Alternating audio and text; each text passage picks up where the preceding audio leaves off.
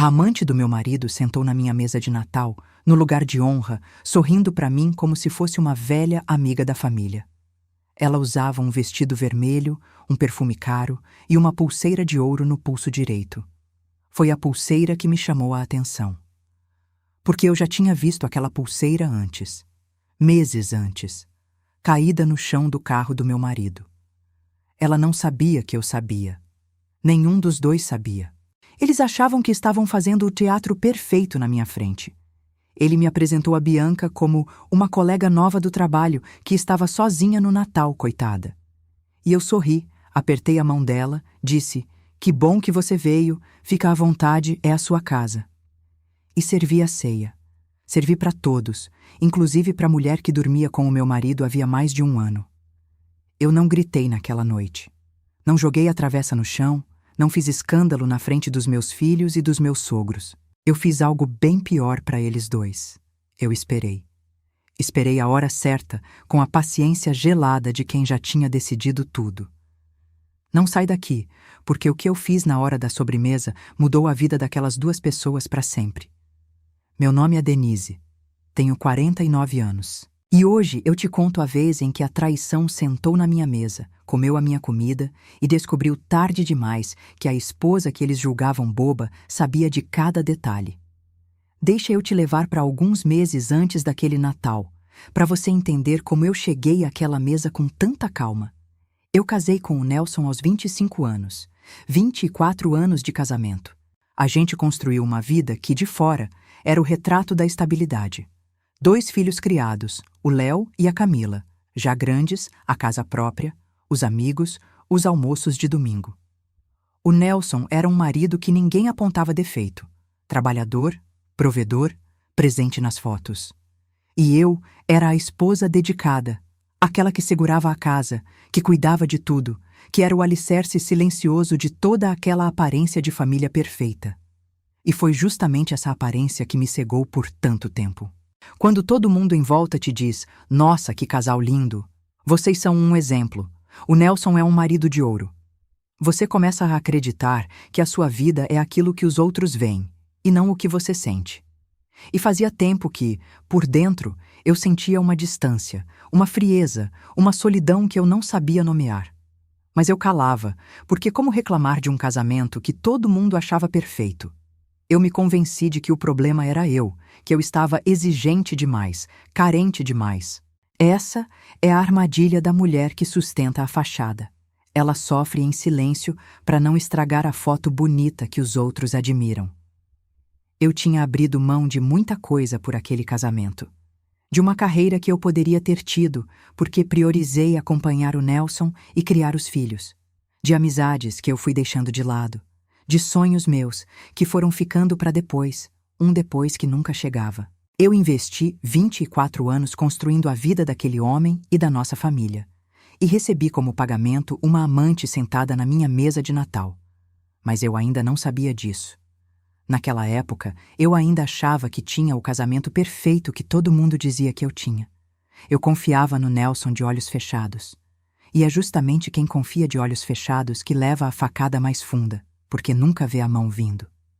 O primeiro sinal, eu ignorei por meses. Foi o celular. O Nelson, que sempre deixou o celular jogado em qualquer canto, começou a andar com ele grudado no corpo. Levava para o banheiro, dormia com ele embaixo do travesseiro, virava a tela para baixo na mesa. Eu perguntei uma vez, de leve, e ele disse que era coisa do trabalho, dados confidenciais, essas coisas. Eu aceitei. A gente aceita no começo, porque a alternativa dá medo demais. O segundo sinal foi o cheiro. Um perfume adocicado que começou a vir das roupas dele. Um perfume que não era o meu. Quando eu comentei, ele já tinha a resposta pronta. Era o ar-condicionado do escritório. Era a colega que passava perfume forte. Era qualquer coisa menos a verdade. E eu, que queria acreditar, acreditei em cada desculpa esfarrapada. Porque desmontar 24 anos de casamento por causa de um cheiro é assustador demais para quem ainda ama. Teve um sinal antes da pulseira que eu devia ter lido melhor. O dinheiro. Do nada, começaram a aparecer gastos que não batiam. O cartão com valores que eu não reconhecia, saques que ele não explicava direito, um aperto no fim do mês que nunca tinha existido em 24 anos de vida organizada. Eu achei que era coisa do trabalho, crise, essas coisas.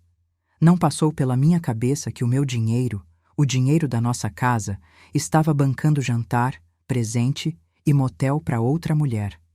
Quando um homem começa a gastar escondido, quase sempre tem uma segunda vida sendo financiada. Eu só fui juntar isso muito depois. O quarto sinal, e o que eu não consegui mais ignorar, foi a pulseira. E esse mudou tudo. Foi numa tarde comum.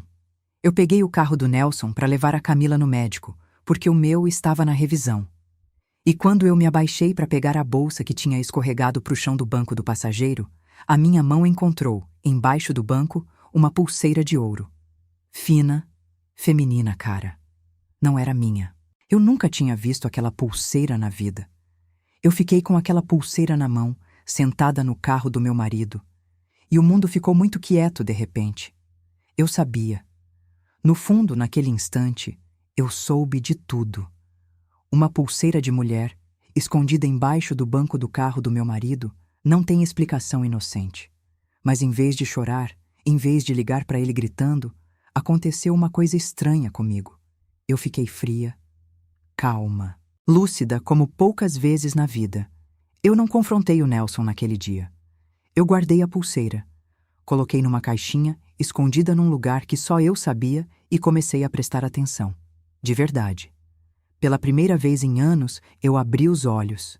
Me responde uma coisa, porque isso acontece com muita mulher. Você já teve uma prova bem na mão e escolheu por um tempo fazer de conta que ela não existia? Escreve aqui embaixo para mim. Porque eu entendo. Ver a verdade custa caro, e a gente adia esse preço o quanto pode. Nas semanas seguintes, eu virei uma detetive dentro da minha própria casa. E foi triste, mas foi necessário. Eu não ia acusar o meu marido sem ter certeza. Eu não ia dar a ele a chance de dizer que eu estava louca, paranoica, imaginando coisas, do jeito que esses homens sempre fazem para virar o jogo. Aos poucos, a verdade foi se montando. Um recibo de restaurante numa cidade em que ele disse que nunca tinha ido. Uma diária de motel no extrato de um cartão que eu não sabia que ele tinha. E o mais doloroso, o nome dela, que eu descobri quase por acaso, quando o celular dele tocou uma vez no viva-voz do carro e um nome apareceu no painel. Bianca. Ele desligou tão rápido que confirmou tudo. Bianca. Uma mulher mais nova, colega do trabalho dele, que eu depois descobri que ele via havia mais de 1 ano. 1 ano de mentiras. 1 ano de reuniões que estenderam, de viagens de trabalho, de "está tudo bem, amor, você está imaginando coisas". 1 ano em que eu, do lado dele na cama, era enganada todas as noites. Cada nova descoberta era uma facada, mas também era, estranhamente, um alívio. Porque durante meses eu tinha achado que estava ficando louca, imaginando coisas, sendo paranoica, exatamente como o Nelson me fazia acreditar. E cada prova que eu juntava me devolvia uma certeza importante. Eu não estava louca. O meu instinto estava certo o tempo todo. E deixa eu te dizer uma coisa, que eu aprendi na marra. Quando o seu instinto grita que tem algo errado, e a pessoa te chama de louca e paranoica em vez de te tranquilizar com a verdade, acredita no instinto. O instinto de uma mulher raramente erra. O que erra é a nossa vontade de não querer que ele esteja certo. Eu descobri até detalhes que me revoltaram. Presentes que ele deu para ela, do dinheiro da nossa casa. Um jantar caro no dia do nosso aniversário de casamento que ele passou preso no trabalho comigo e que, na verdade, ele passou com ela. Cada mentira tinha uma data, um valor, uma prova. E eu fui guardando tudo, friamente, numa pasta, como quem monta um dossiê. Não para usar num tribunal, para usar na hora certa, do meu jeito. Teve uma noite, no meio dessa investigação, que me derrubou de vez. Eu tinha acabado de confirmar mais uma mentira, cruzando uma data que ele me deu com um recibo que provava que ele estava em outro lugar. e eu me sentei na beira da cama, olhando para o homem que dormia do meu lado tão tranquilo, e me tomou uma sensação nova e assustadora. Eu estava dividindo a cama com um estranho. Aquele homem que roncava ali, com quem eu tinha 2 filhos e 24 anos de história, era um desconhecido para mim. Eu não sabia mais quem ele era. E não existe abandono pior do que dormir grudada em alguém e se sentir totalmente só. Para tudo um segundo aqui, porque eu sei que tem muita mulher se reconhecendo nessa história. Você já sentiu, lá no fundo, que algo estava errado no seu relacionamento, mas ficou com medo de investigar para não confirmar? Comenta aqui embaixo. Porque essa dúvida que a gente carrega calada, esse será que é impressão minha, é uma das piores prisões que existem. E eu quero que você saiba que você não está sozinha nesse sentimento. Quando eu finalmente tive certeza absoluta, com provas, eu me sentei sozinha na cozinha, de madrugada, e chorei tudo o que eu tinha para chorar. Chorei o casamento, chorei a confiança, chorei a mulher ingênua que eu tinha sido. Mas eu chorei de uma vez só, porque eu tinha decidido uma coisa. Aquelas seriam as últimas lágrimas que o Nelson ia me arrancar. Dali para frente, quem ia chorar seria ele. Antes de eu te contar sobre o Natal, deixa eu te pedir uma coisa.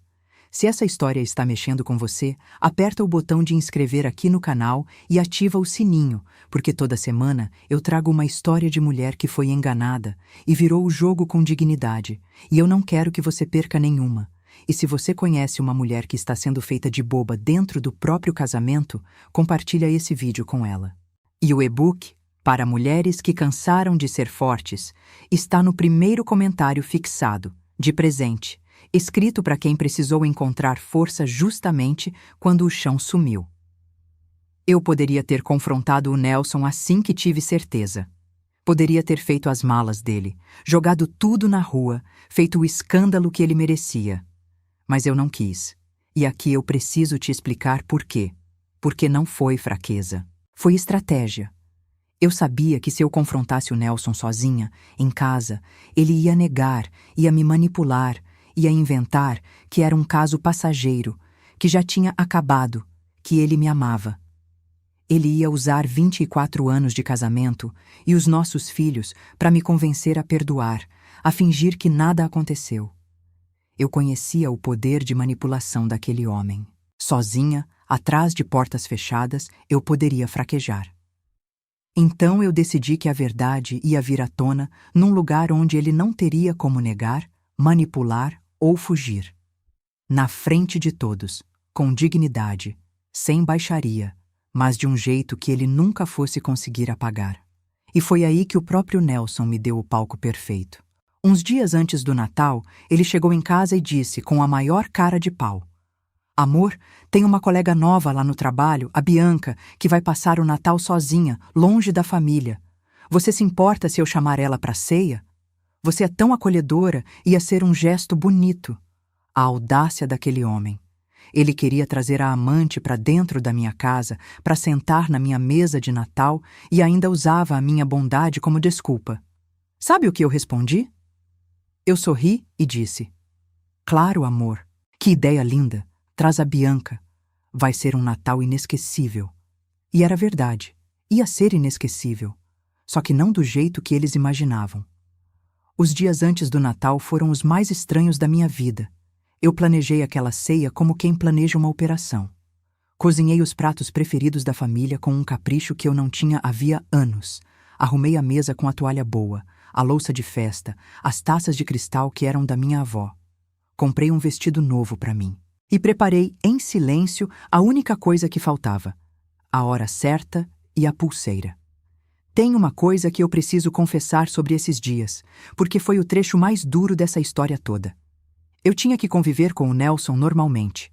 Dormir do lado dele, fazer o café, responder às mensagens carinhosas dele com a mesma naturalidade, sabendo de cada mentira. Foi uma tortura silenciosa. Cada beijo de bom dia que ele me dava, achando que estava me enganando, era uma facada que eu recebia sorrindo. Mas eu aguentei, porque eu sabia que aquela dor tinha prazo de validade. Eu estava contando os dias para minha libertação, e isso me dava uma força que eu nem sabia que tinha. E teve um momento, na véspera, em que eu quase desisti do plano e pensei em só ir embora, sem confronto, sem ceia, sem nada. Seria mais fácil. Mas aí eu pensei nos meus filhos, que mereciam saber a verdade sobre o pai. Pensei em mim, que merecia sair daquele casamento de cabeça erguida e não fugindo pela porta dos fundos. E pensei na Bianca, que precisava aprender ali o tipo de homem com quem ela estava se metendo. Não era vingança, era justiça e era verdade. E as duas mereciam ser servidas à mesa, junto com a ceia, porque eu tinha guardado a pulseira que achei no carro e eu tinha um palpite. Um palpite frio de mulher que conhece o marido. Eu apostava que o Nelson, sovina do jeito que era e burro do jeito que homem apaixonado por amante fica, tinha dado aquela pulseira de presente para Bianca. E que uma mulher que ganha uma joia de ouro do amante não resiste a usar. Eu apostei que ela apareceria na ceia usando alguma coisa que combinasse, ou até a própria pulseira, sem imaginar que eu a tinha encontrado. Eu não tinha certeza, mas eu tinha o instinto. E o instinto de uma mulher traída raramente erra. A noite do Natal chegou. A casa estava linda, cheia. Os meus filhos, o Léo e a Camila. Os meus sogros, uns tios, uns primos. E pontualmente às 8 horas, a campainha tocou. E o Nelson foi todo solícito abrir a porta para a colega nova. A Bianca entrou. Vestido vermelho, sorriso ensaiado, um buquê de flores na mão que ela me entregou dizendo: "Muito obrigada por me receber, Denise. Você é um anjo." Um anjo. Ela me chamou de anjo enquanto usava o perfume que eu já tinha sentido nas camisas do meu marido. E aí eu vi, no pulso direito dela, brilhando na luz da sala, uma pulseira de ouro. Não era a mesma que eu tinha achado, essa era outra, mas do mesmo estilo, claramente da mesma coleção, o tipo de coisa que um homem compra em par ou em série para a mesma mulher. O Nelson tinha dado mais de uma. O meu palpite estava certo. Eu quase sorri. Não de alegria, mas de uma certeza fria. Eu tinha, ali, tudo de que precisava. Eu recebi a Bianca com um abraço. Sim, um abraço. Falei que ela era muito bem-vinda, sentei ela num bom lugar da mesa, servi um espumante para ela. E durante toda a ceia, eu fui a anfitriã mais gentil do mundo. Conversei, ri, perguntei da vida dela, elogiei o vestido. Deixa eu te contar como foi aquela ceia por dentro, do meu ponto de vista, porque foi surreal. Eu estava fazendo 2 papéis ao mesmo tempo. Por fora, a dona de casa sorridente, servindo, enchendo taça, contando caso, cuidando para que todos estivessem bem. Por dentro, uma mulher fria como gelo, observando cada detalhe como quem monta a cena final de um filme. E por incrível que pareça, eu não estava nervosa. Eu estava em paz. A paz de quem já sabe o final da história e só está esperando os personagens chegarem lá. Eu observei tudo. Observei os olhares que a Bianca trocava com o Nelson quando achavam que ninguém via. O pé dele que encostava no dela por baixo da mesa, coisa que eu vi porque deixei cair um guardanapo de propósito para olhar embaixo. A forma como ele a servia primeiro, com um cuidado que fazia anos ele não tinha comigo. As risadinhas cúmplices. Ela, toda confiante, achando que estava na casa da trouxa, comendo a comida da trouxa, enganando a trouxa. E o Nelson, todo orgulhoso, se achando o rei por ter a esposa e a amante na mesma mesa, sem ninguém desconfiar. Os dois se sentiam donos da situação. E eu, servindo a rabanada, era a única pessoa daquela mesa que sabia que a situação, na verdade, era toda minha. Cada gesto de arrogância deles, em vez de me machucar, me deixava mais firme e mais tranquila na decisão que eu tinha tomado. Os meus filhos, coitados, não sabiam de nada, comiam e riam. Os meus sogros achavam a colega do Nelson uma graça. E eu, no comando da minha própria mesa, esperava a sobremesa. Eu vou confessar uma coisa. Houve um momento, no meio daquela ceia, em que eu quase perdi a coragem. Foi quando eu olhei para minha filha rindo, sem saber de nada, e pensei no estrago que a verdade ia causar naquela noite de Natal. Por um segundo, a antiga Denise, a que engolia tudo para não incomodar, sussurrou dentro de mim: "Deixa quieto, finge que não viu, salva o Natal." Mas aí eu olhei para o Nelson servindo vinho para a amante na minha frente, com aquele sorriso de quem se acha intocável, e a nova Denise falou mais alto. Salvar o Natal seria salvar a mentira dele, e a sua verdade vale mais do que uma noite bonita. Foi aí que eu tomei fôlego e decidi que não ia recuar. Algumas verdades doem no momento, mas libertam para a vida inteira. Chegou a hora da sobremesa. Eu tinha feito uma rabanada e um pavê, os preferidos da família. Servi todo mundo. E quando todos estavam com o prato na frente, com as taças cheias, com a atenção relaxada daquele momento gostoso do fim da ceia, eu me levantei. Bati de leve na taça com a colher, aquele tim-tim que pede a atenção da mesa. E todos se viraram para mim, sorridentes, esperando um brinde de Natal. Eu peguei a minha bolsa, que estava na cadeira ao meu lado, e tirei de dentro dela uma caixinha. E disse com a voz mais calma e doce do mundo: antes da sobremesa, eu queria fazer uma coisa. Bianca, querida, eu acho que isso aqui é seu. E abri a caixinha. E coloquei em cima da mesa, no centro, para todo mundo ver, a pulseira de ouro que eu tinha encontrado meses antes embaixo do banco do carro do meu marido. Você deixou cair no carro do Nelson. Deve ter sido numa das viagens de trabalho de vocês dois. O silêncio que caiu naquela mesa, eu vou lembrar para sempre. Foi um silêncio de rachar. A Bianca ficou branca. A mão foi automática para o próprio pulso, cobrindo a pulseira que ela usava, num gesto que confessou tudo sem uma palavra. O Nelson engasgou com o espumante, tossiu, ficou vermelho. Os meus sogros pararam com o garfo no ar, sem entender direito e depois entendendo demais. E os meus filhos olharam para o pai, para mim, para a pulseira no centro da mesa, e eu vi no rosto dos dois a hora exata em que tudo se encaixou. Eu deixei o silêncio durar. Não tive pressa. Deixei cada segundo daquele constrangimento pesar sobre os dois, porque eram eles que tinham escolhido aquele palco, não eu. Eu só peguei a taça, olhei em volta com calma e continuei. Eu não gritei, não xinguei. Continuei com a voz calma e foi essa calma que tornou tudo mais devastador. Eu falei, olhando para o Nelson. 1 ano, Nelson. 1 ano de reuniões que estenderam, de viagens de trabalho, de perfume no ar-condicionado. Eu sei de tudo, os recibos, os motéis, as diárias. Está tudo guardado. Eu só estava esperando o momento certo para te devolver o que é seu. E o que é seu, agora, é ela. Fica com a Bianca. Vocês combinam. 2 mentirosos sempre combinam. E então eu olhei para Bianca, sem raiva, quase com pena, e disse: e você, minha querida, aproveita. Mas guarda um conselho de quem já foi você um dia. Um homem que trai a esposa de 24 anos com você, um dia trai você com a próxima. Você não ganhou um marido. Você só pegou a fila de quem vai ser enganada. E aí veio uma reviravolta que eu não previa. A minha sogra, a mãe do Nelson, uma senhora que sempre foi mais do lado do filho do que do meu em tudo, se levantou devagar, olhou para o próprio filho com uma decepção que doeu até em mim e disse: Nelson, eu te criei melhor do que isso. A Denise é uma mulher de valor e você trouxe essa vergonha para dentro da casa dela, na noite de Natal, na frente dos seus filhos?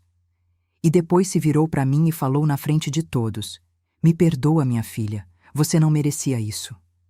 Eu quase chorei ali, não de dor, mas de alívio, porque até a mãe dele, que eu achava que ficaria do lado do filho, enxergou de que lado estava a razão. A verdade tem esse poder.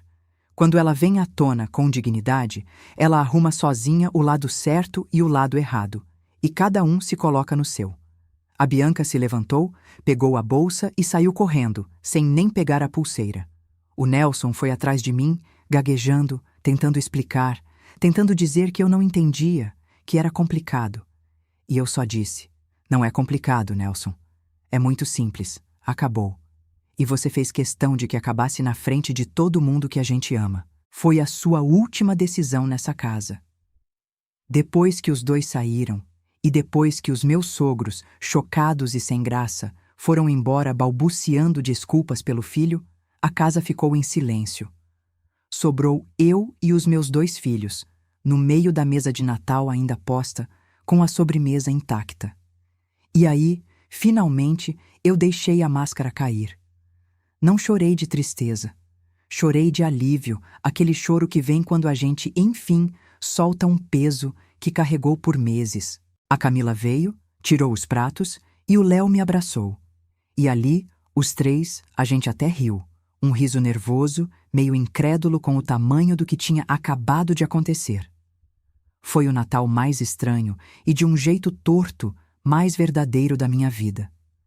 Porque foi o primeiro em muitos anos em que não teve mentira sentada à mesa. Naquela noite, antes de dormir, eu passei na cozinha e olhei a rabanada que ninguém comeu.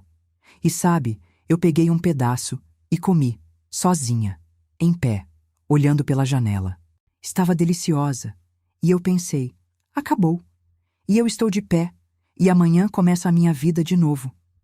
Foi a rabanada mais gostosa que eu já comi, porque foi a primeira coisa que eu comi como uma mulher livre. Eu vou te contar com toda a sinceridade o que veio depois daquela noite, porque não foi um conto de fadas. Foi difícil. Ter razão não tira a dor. Eu ganhei a cena, mas eu perdi o casamento, e mesmo um casamento que já estava podre por dentro, dói quando desaba de vez. As semanas depois do Natal foram de um vazio estranho. A casa ficou grande demais. A cama ficou larga demais. E teve o julgamento dos outros, porque sempre tem. Uns acharam que eu tinha exagerado, que eu tinha estragado o Natal da família, como se quem estragou não tivesse sido o homem que trouxe a amante para a mesa. A mulher traída sempre carrega uma culpa que não é dela. É assim, infelizmente. Mas teve uma coisa que me segurou de pé, e foram os meus filhos. O Léo e a Camila, depois do choque, vieram falar comigo. E o Léo me disse: "Mãe, a senhora foi a mulher mais digna que eu já vi na vida. A senhora podia ter feito um barraco, e em vez disso, a senhora deu uma aula." A Camila me abraçou e disse que tinha orgulho de mim. Os meus filhos não me viram como vítima. Eles me viram como exemplo. E isso valeu mais do que qualquer coisa. E teve uma conversa com a Camila, uns dias depois, que me marcou. Ela me disse, com os olhos cheios d'água: "Mãe, eu tenho medo de casar e passar por isso." E aquilo me acordou para uma responsabilidade que eu não tinha pensado. A forma como eu reagisse àquela traição ia ensinar à minha filha o que uma mulher faz quando é desrespeitada. Se eu abaixasse a cabeça, perdoasse e fingisse, eu ensinaria a ela a aceitar. Se eu me erguesse com dignidade, eu ensinaria a ela a nunca aceitar menos do que merece. Então eu falei para Camila: "Filha, você não vai ter medo de casar. Você vai aprender, olhando para sua mãe, que uma mulher não precisa de um homem que a engana. E que, se um dia acontecer com você, você vai saber levantar a cabeça e seguir, como a sua mãe está fazendo agora." Aquele foi o maior presente que a traição do Nelson, sem querer, me deu. A chance de ser, para minha filha, o exemplo de uma mulher que não se rebaixa. E foi bonito também ver como os meus filhos, mesmo com raiva do pai, não viraram pessoas amargas.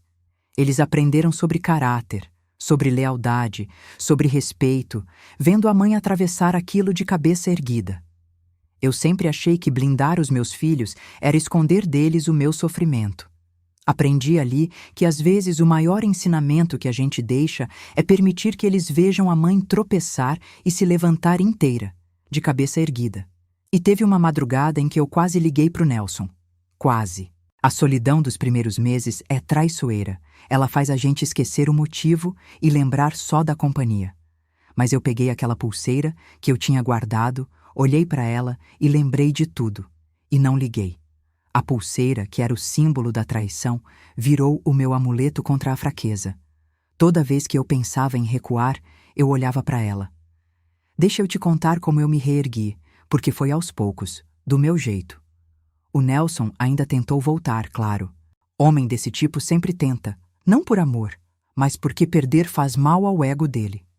Nas semanas seguintes, choveram mensagens. Primeiro as raivosas, me culpando por ter feito aquilo na frente da família. Depois, as manipuladoras, dizendo que foi um erro, que a Bianca não significava nada, que a gente tinha 24 anos e uma história para salvar. depois as de pena, dizendo que estava sozinho, arrependido, que os filhos não falavam com ele. Eu li todas e não respondi a nenhuma, porque cada mensagem daquelas era mais uma tentativa de me arrastar de volta para dentro da mentira, e eu já tinha saído de lá. Um dia ele apareceu na porta e eu falei pela janela sem abrir. Nelson, a porta dessa casa você fechou na noite em que trouxe a Bianca. Não bate mais aqui. E ele foi embora. Foi a última vez que ele pisou na minha calçada. As primeiras semanas sem ele em casa foram de um silêncio que assustava.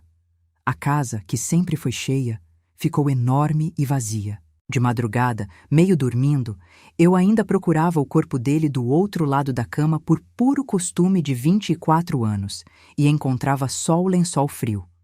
Não era saudade dele, era o hábito de uma vida inteira que o corpo demora a desaprender. Teve dias em que a solidão pesou tanto que eu duvidei se tinha feito certo, se não teria sido melhor engolir e continuar na mentira confortável. É assim mesmo. A liberdade, no começo, tem gosto de solidão. Só depois ela vira leveza. O divórcio eu conduzi com a mesma frieza estratégica com que conduzi a ceia. Sem gritaria, com um bom advogado, com tudo documentado. Eu não fiquei rica, nem quis isso. Eu quis o que era justo e a minha paz. E consegui as duas coisas. Depois, eu fui me reconstruindo. Eu tinha me anulado tanto naquele casamento que quase não sabia mais quem era a Denise fora dele. Fui redescobrindo aos poucos coisas pequenas que eram só minhas. Descobri que eu gostava de acordar tarde no domingo, uma coisa que em 24 anos eu nunca fiz porque tinha que servir o café do Nelson na hora que ele queria. Descobri que eu gostava de comida que ele achava estranha e que eu tinha deixado de fazer. Descobri que eu podia assistir o que eu quisesse na televisão, ir aonde eu quisesse, sem prestar contas a ninguém. Parece bobagem, mas é nessas bobagens que mora a liberdade de quem viveu décadas em função do outro.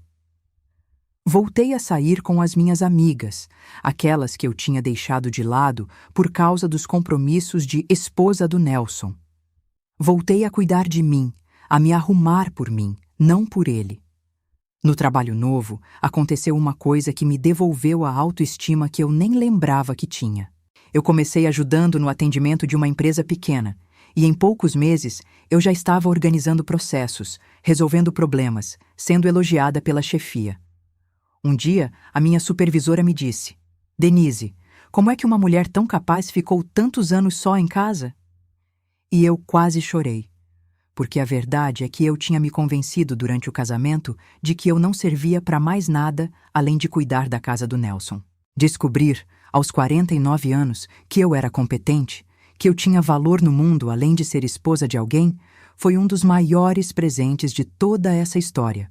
O Nelson, sem querer, ao me empurrar para fora do ninho, me obrigou a descobrir que eu sabia voar. Teve também a primeira compra grande que eu fiz só com o meu dinheiro, sem pedir, sem prestar contas. Troquei os móveis da sala, do jeito que eu sempre quis e o Nelson nunca deixou. Parece bobagem, mas sentar naquele sofá novo, escolhido por mim, comprado por mim, na minha casa, foi sentir na pele o gosto de uma liberdade que eu não provava fazia 24 anos. Arrumei um trabalho de meio período que me devolveu o meu próprio dinheiro e, mais do que isso, a certeza de que eu valia por mim. A mulher que achava que sem o Nelson não seria nada, descobriu que sem o Nelson ela finalmente podia ser tudo. E o amor, eu confesso que não procurei, mas ele apareceu no tempo dele. Ele se chama Otávio, um viúvo tranquilo, dono de uma pequena floricultura perto de onde eu passei a trabalhar. A gente foi se conhecendo devagar, sem pressa nenhuma. 2 adultos maduros que não têm mais tempo nem paciência para jogo. E a diferença entre ele e o Nelson me ensinou tudo. O Otávio não esconde o celular. Me apresenta para todo mundo com orgulho, não como colega, mas como a Denise, a mulher da minha vida.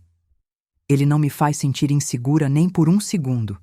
E eu percebi que durante 24 anos eu tinha confundido ansiedade com amor. Amor de verdade não dá medo. Amor de verdade dá paz. Eu só fui descobrir isso aos 49 anos, e valeu a pena esperar. Quando eu me dei conta de que estava curada de verdade, eu estava rindo numa mesa de bar com as minhas amigas, e me dei conta de que fazia semanas que eu não pensava no Nelson nem na Bianca. A ferida tinha virado cicatriz.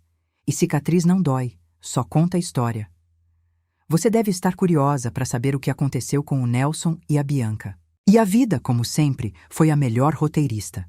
Eles ficaram juntos, assumiram o relacionamento e o resultado foi exatamente o que eu tinha antecipado na mesa da ceia. Mas o que mais castigou o Nelson não foi nem a relação com a Bianca. Foi a conta social que chegou depois. Numa cidade, uma cena de Natal daquela corre rápido. A história de que o Nelson teve a cara de pau de levar a amante para a ceia de Natal, na frente dos filhos e dos pais, virou assunto. E as pessoas que antes o admiravam como marido de ouro passaram a olhar para ele com desprezo. Os amigos do casal, um por um, ficaram do meu lado. Os convites pararam de chegar para ele. O homem que amava ser admirado virou o homem de quem todos comentavam pelas costas. E a parte mais pesada para ele foram os filhos. O Léo e a Camila, que viram tudo naquela mesa, não perdoaram. Não porque eu pedi, eu nunca pedi, mas porque eles próprios escolheram. Hoje, o Nelson passa os natais praticamente sozinho, ou com a Bianca numa relação de brigas, enquanto é na minha casa que os nossos filhos fazem questão de estar. Ele imaginou que ia começar uma vida nova e emocionante com uma mulher mais jovem. Ganhou no lugar o desprezo da cidade, o afastamento dos filhos e uma companheira que vive vigiando o celular dele com razão. Trocou o respeito pela desconfiança. Foi o pior negócio da vida dele, e ele fez questão de fechar esse negócio na frente de todos. Enquanto isso, eu dormia em paz. Sozinha, mas em paz. E não tem preço para isso. Hoje a minha vida é do tamanho que eu escolhi. Uma casa tranquila, do meu jeito, com o sofá que eu escolhi. Um trabalho que me dá orgulho e dinheiro meu. Os meus filhos que vêm me ver por amor, não por obrigação, e que me olham com um respeito que vale mais do que ouro. As minhas amigas de volta. E o Otávio, que chega com uma flor da floricultura dele e me trata como rainha, sem eu nunca ter que vigiar um celular. Eu passei 24 anos achando que tinha a vida perfeita, porque os outros diziam que eu tinha. Hoje eu tenho uma vida que talvez ninguém ache perfeita de fora, mas que é verdadeira por dentro. E eu aprendi que é isso que importa. Não a foto bonita que os outros veem, mas a paz que você sente quando apaga a luz e fica sozinha com a sua consciência. E teve o Natal seguinte, 1 ano depois daquele, que fechou essa história do jeito que a vida gosta de fechar. Mesma data, mesma casa, ceia de novo.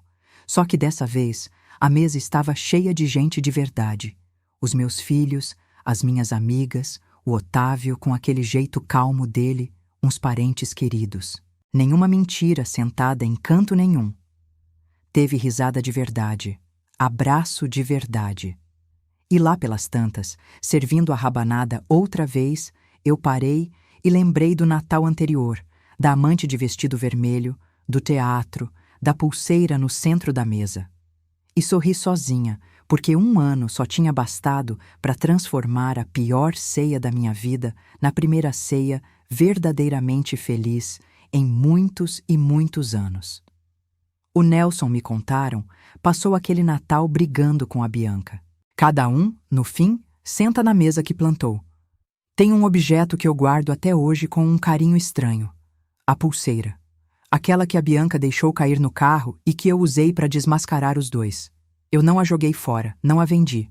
Eu a guardo numa caixinha, não como lembrança da traição, mas como troféu da minha dignidade. Porque foi aquela pulseira, o objeto que devia ser a prova da humilhação deles sobre mim, que eu transformei na ferramenta da minha libertação. Eles usaram aquela joia para me trair.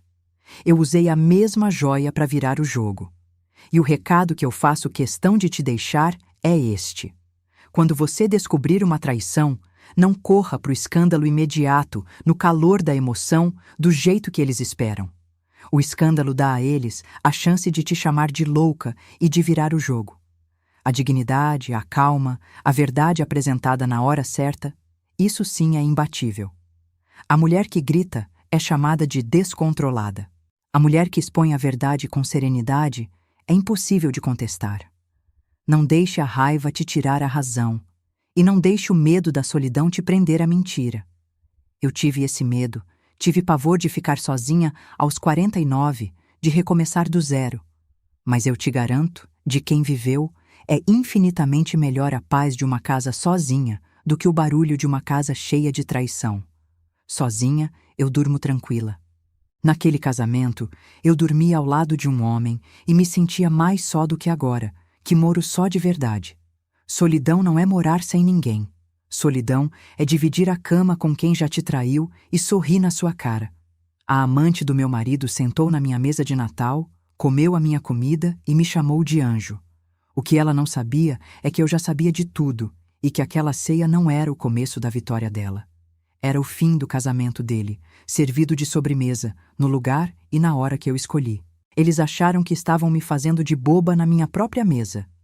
E terminaram descobrindo que a boba era a única pessoa daquela mesa que controlava a situação inteira. E olha, se tem uma mulher me ouvindo agora que está desconfiando, que tem uma prova guardada, que sente no estômago que algo não está certo, eu quero te dizer uma última coisa. Não tenha pressa de reagir, mas não tenha medo de agir. Junte a sua verdade, respire, escolha a sua hora. A raiva quer que você exploda agora e vire a louca da história. A inteligência pede que você espere e vire a mulher que ninguém consegue contestar. Você não é obrigada a aceitar migalhas nem mentira, e acima de tudo, você não precisa de ninguém que precise te enganar para ficar com você. Uma mulher que se respeita é a coisa mais poderosa e mais livre que existe. Eu demorei 49 anos para virar essa mulher. Não demore tanto quanto eu. Se essa história tocou você, me conta aqui embaixo. Você acha que agiu certo esperando o momento ou você teria confrontado na hora? Eu quero muito saber a sua opinião. E fica comigo, porque na próxima história eu tenho mais uma dessas viradas para te contar.